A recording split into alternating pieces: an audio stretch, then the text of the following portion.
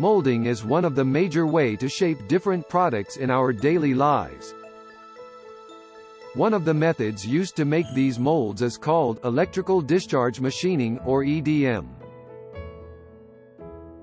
Graphite material is used in electrical discharge machining, by which the workpiece is melted by repeatedly passing an arc discharge between the electrode and the workpiece.